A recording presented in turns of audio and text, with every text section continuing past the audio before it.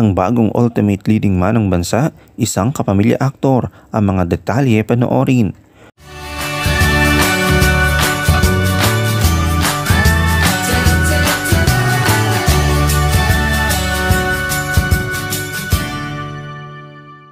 Nung nakarang October 7 pa ang karawan ni Joshua Garcia, pero sa kasabihan na mas mahuli man mas maganda, may pa-birthday cake pa rin para sa kanya mula sa production ng Unbreak My Heart. Ito ay ang nangyari sa ginanap na finale media con ng serye sa Dolby Theater nitong Biyernes ng gabi. Isinama rin ang production ng mga video greetings mula sa mga malalapit na kaibigan ni Joshua tulad ni Ria Taide at Sanjo Marudo, Daniel Padilla, Sofia Andres, Dimples Romana, Alora Sasam at marami pang iba.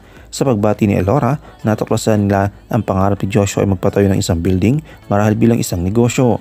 Talaga nga naman nakakabilig ang tagumpay ng tinatamasa ni Joshua sa kasalukuyan. Pinuna pa ito ng mga kaibigan niya dahil sa dami ng kanyang mga endorsements mula sa telebisyon, radyo, print at digital media. Naging sikat na mahusay na aktor. Ngayon, siya na ang tinataguriang ultimate leading man ng henerasyon na dati kinikilala ni Piolo Pascual at John Lloyd Cruz. Ganyan talaga ang buhay na palaging may pagbabago. Naging sila ang mga dekalidad na aktor nung panahon nila at ngayon ay si Joshua Garcia ang pinakasikat at pinakahinahanap na leading man. Walang dudang nararapat sa kanyang lahat ng tagumpay na tinatamasa niya ngayon.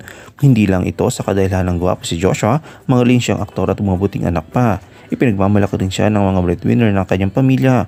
Huwag na lang sana siyang maligaw ng kanyang landas at magpatuloy siyang mag-focus sa kanyang career. Tiwala ang lahat na malayo pa ang mararating niya sa mundo ng showbiz. Kahanga-hanga rin si Joshua para kay Jody Santa Maria, ang kanyang co-star sa Unbreak My Heart. Dahil sa kanyang dedikasyon sa sining, hindi lahat ng kabataang aktor ngayon ay may ganitong determinasyon at pagmamahal sa kanilang propesyon tulad ng kay Joshua Garcia.